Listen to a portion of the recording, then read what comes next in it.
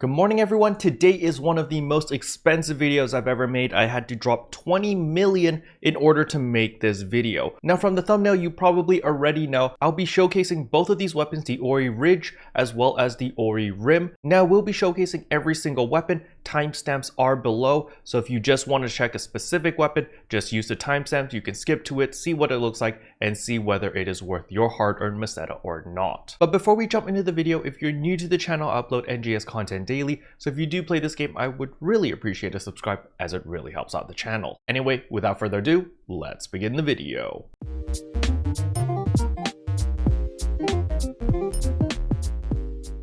Alright, so we will be showcasing all the weapons in South Kavaris. Just a small tip on how to make a photo room: press escape, go to communications, go to room keyword / photo room settings, and just type in a password as well as tick make photo room. Now once that is done, go to communications, go to party commands, and down here at photo room settings, you can actually set the time as well as what type of weather you want. So if you do want it to be broad daylight, for example, you can put it over here and boom, it's broad daylight. However, I think you guys probably got flashbang from that, and you probably want me to keep it pretty dark so that you can focus on the weapons and less on the freaking flashbangs. But anyway, with that out of the way, we will be showcasing the Orieridge first. We will be doing the sword, partisan, and twin daggers. So the first thing to take note of is the sheath. The sheath is going to be on your left shoulder. I don't know why it does this, but it's always on your left shoulder regardless if you're using a sword, a partisan, twin daggers, as well as the katana and the soaring blades. They all go on your left shoulder, so that is something to keep note of. If you don't like this type of sheath style,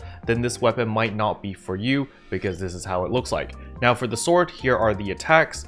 It looks pretty good. I quite like it a lot. Yeah, it's okay. And then you hold your blade like that. You do use the dark blade, and then the light blade stays in the sheath the entire time, okay? Next up is the partisan. The partisan is also the same. You use the dark blade, you do not take out the light blade. Here are the different PAs. You could do a charge, boom, and bam. It's pretty cool. I like it quite a bit. Next up are the twin daggers. So obviously as twin daggers, you do pull out both of them. You do hold them in reverse grip, which is pretty nice. You know, well, I mean, they are supposed to be daggers. So there we go. We've got some nice attacks. You use both blades, the light and the dark blade. You've got your spin over here. You've got your different PAs. I think this one's my favorite. And this one over there looks very, very nice. And then you sheath it pretty soon. And yeah, there goes the daggers. Next up is the katana as well as the soaring blades. So the katana looks exactly the same. You also have it in the sheath. When you pull it out, you do pull out the dark blade. You do not pull out the light blade, which is a little bit unfortunate. This is the block animation. I don't really like it because the blades are in reverse. I don't understand how you block like this, which yeah, it's just something that I don't really like that much as a katana main. I do like how she holds the katana, but it just feels odd because the blades are in reverse. I'm sure it's probably a style, but it just ain't for me. Next up are the soaring blades. Soaring blades I love a lot because you get to use both blades, the light blade and the dark blade. So if we zoom in over here, you can see it's very, very nice. Oh yeah, look at all those soaring blades. Now let's just zoom out and let's see if the soaring blades also adopt the style. No, they do not take form of the weapon camo. They just they're just regular soaring blades, you know, they just kind of glow blue. But it would be nice if they adopted the camo as well. But either way, I'm pretty happy about this because well, you know, it looks pretty awesome being able to pull out both blades and use the light blade as well. And when you sheath it, you actually put back both swords back in. That's pretty nice as well. Alright, that concludes the Orieridge weapons. Next up is going to be the Orierim weapons. We are going to showcase the katana as well as the twin daggers first. So this is the katana. I really like this sheath a lot because it's, you know, it's normal. It's kind of on your back and you have all of these like little ornament things. You've got these like little ribbons and there is physics. So when you run around, they do flutter around and it's pretty cool. They do react to your movement. So it does feel very realistic. It's very, very nice. Now, as for the twin daggers, when you attack, you do pull both of them out. Again, there is a dark blade and a light blade. Now, the thing to take note of is on this light blade, you can see the inner part over here is purple as well as the ribbons. This will actually adjust to your base color. So if your base color is red, for example, then your blade will be white and red. While if your base color was something else, it would just adapt to whatever your base color is. That was actually the same with the Orieridge weapons. I forgot to mention that. However, it only applies to the light blade. So that is just something to take note of, that only the light blade takes that form. The dark blade will always look like this. It's kind of meh, you know, it's just kind of got that carbon fiber type of look to it. But yeah, I quite like this weapon camo a lot because of just how it's sheathed.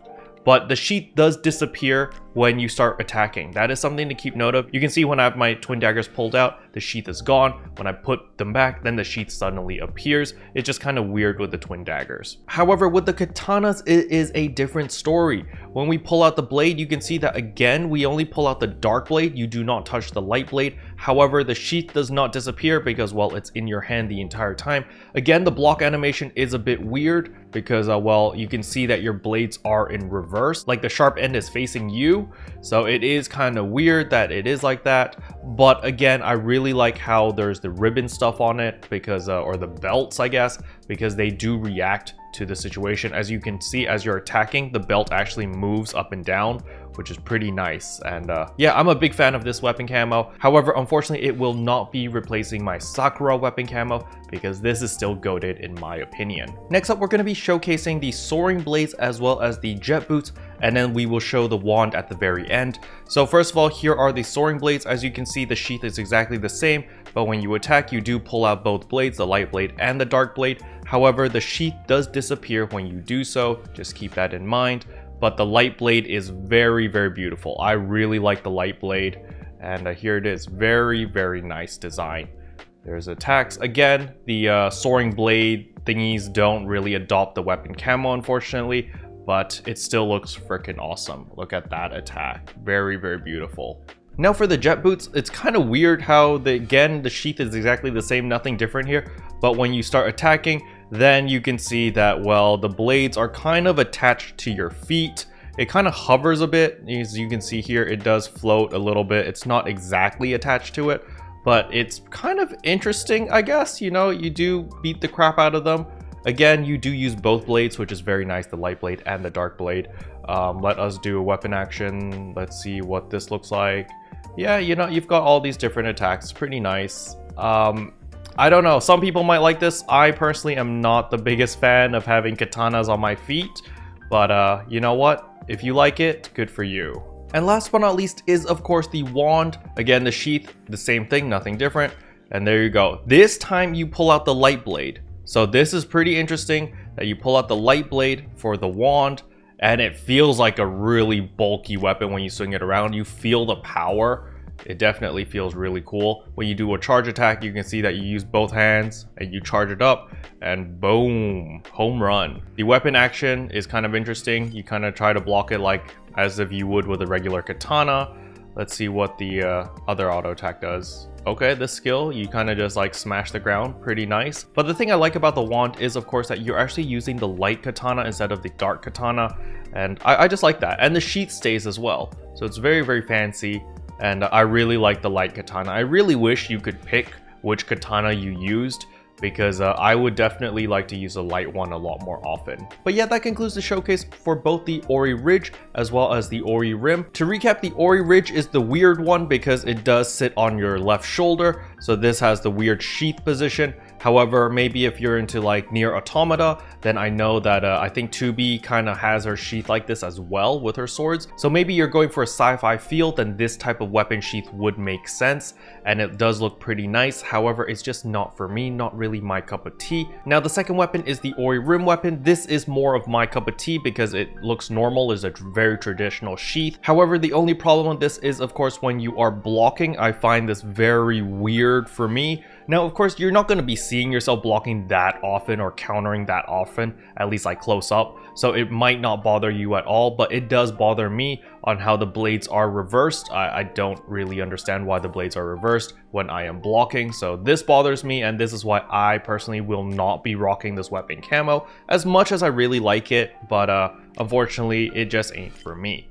So for those who are wondering what weapon camo I normally rock, it is the Lacerating Sakura over here. This is still my favorite weapon camo because it sits on your back like this. You've got this gigantic ribbon looking thing over here. Very nice looking gold ornaments. When you block, you're holding it normally. It's like you're blocking with the sheath, as well as the sharp end of your blade. Might not be the right way to block because you might chip your blade that way in real life, but it looks very, very sleek, very, very nice. Now do keep in mind, if you do get this weapon camo, the color of your sheath does change based off your base color. So you can see that mine has like, you know, purple as well as gold little flowers on it, and this is because my base color is purple. So just keep that in mind, okay? Special thanks to all the members for supporting the channel. It really means a lot to me. Thank you again. But yeah, that's all I wanted to cover in today's video. Hopefully you guys found it helpful. If you did, I would appreciate a like and a subscribe, and I'll see you guys in tomorrow's video. Bye. What can I say except you're welcome for the heals that boosts the red.